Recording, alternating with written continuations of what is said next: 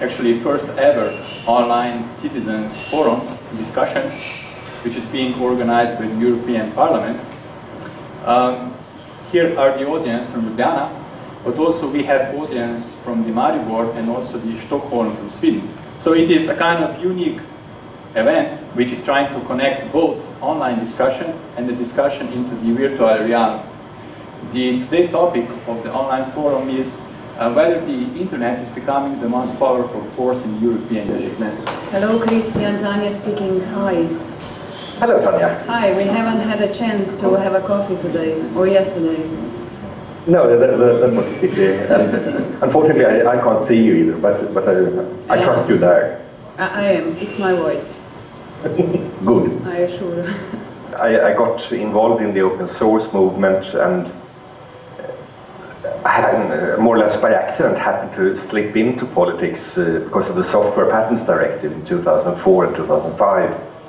I got interested in that because I saw that as a very important issue. So I ended up spending most of my time for a year fighting that directive together with other activists from all over Europe within the FFII, which was the organization doing that. And then after that, I thought, okay, now I'll get a haircut and get a job and get back to normal life. But then one day I happened to switch on the television and I heard that somebody had started a party called the Pirate Party, and then I knew I simply didn't have a choice. I had to be part of that, and well, here I am now. So now I'm a politician and no longer a programmer.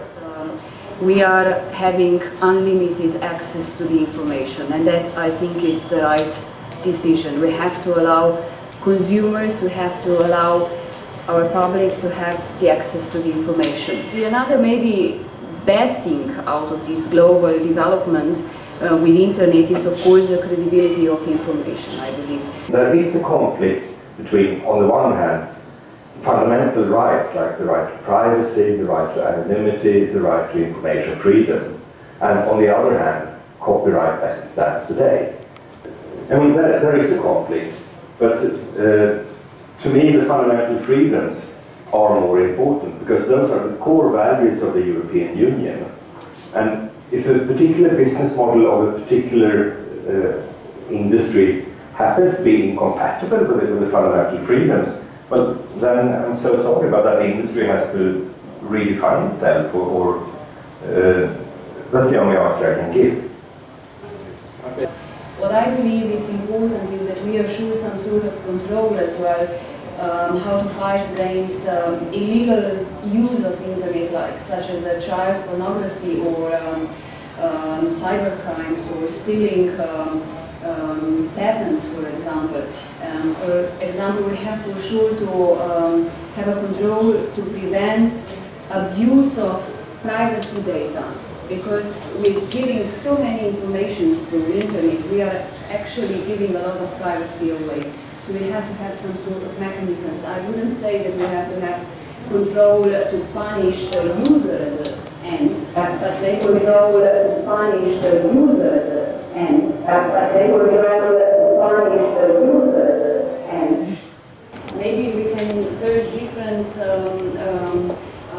possibilities how to assure to protect the intellectual property on one hand and have the unlimited access to the information. So I'm of a completely different opinion, I must admit. I see that as one of the really great dangers of what's happening right now is trying to get internet service providers to act as sort of policemen. That should not be the role of the internet service providers. I mean, they should provide infrastructure.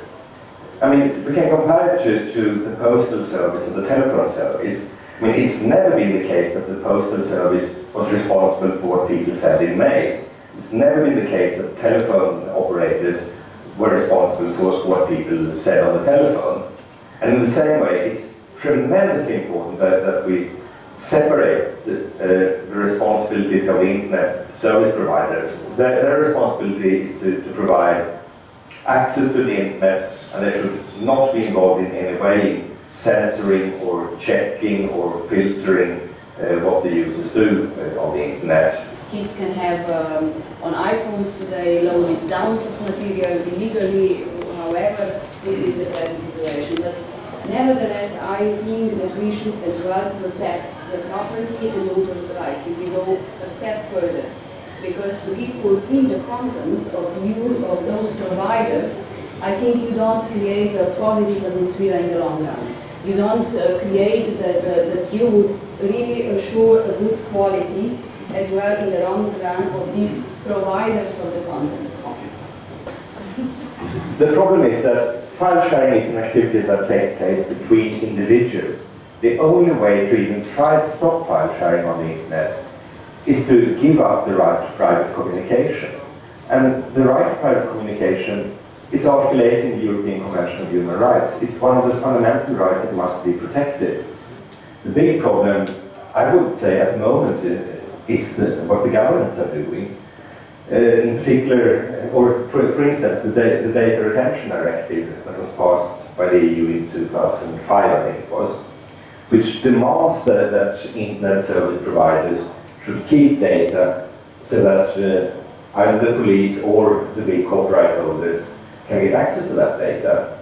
I see much more intrusion into privacy from various governments than I do from private companies. But having said that, we really must keep an eye on the private companies as well, because that's another area of concern that is very important. But right now, I think what the governments are doing is much more dangerous and much more important.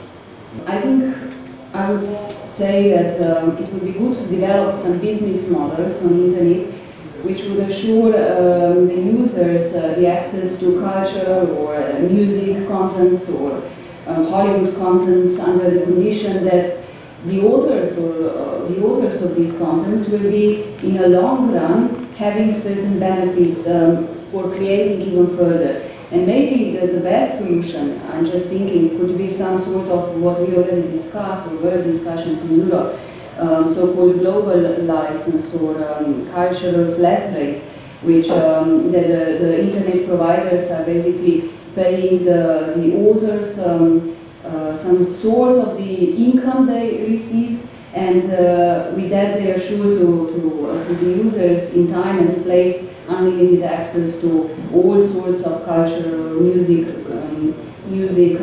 contents. We politicians shouldn't try to invent the business models for businessmen. But on the other hand, we do have a responsibility for the entire sector. That is, first of all, it isn't. I mean, stealing is one crime, copyright infringement is another crime. I concede it's a crime, but that's only because the legislation right now is inappropriate. And I mean, look at reality. For the last 10 years, everybody has been bombarded with this propaganda. It hasn't worked at all. In all member states, file sharing has continued to grow exponentially every single year. So it simply isn't working, trying to indoctrinate young kids. What we need to do is to realign legislation, the copyright legislation, so that it fits together with reality. I would say we would need to have a common copyright title covering all of Europe. But before we can even start working on that, we need to decide in which direction copyright should be changed. And unfortunately, so far, for the last 20 years, every single change has been going in the wrong direction. So we need to have a fundamental discussion first about what we want to do with copyright, what is the proper role of copyright in modern society. Then we could start harmonizing. But if we do that, then I think that there is a fantastic opportunity, because we should remember that the European Union is the biggest economy in the world. We have 21% of the world's GDP, and the US has 20, so I mean, we're not that much bigger, but we are bigger. So if we could just get our act together and get the internal market working, we could have a fantastic future.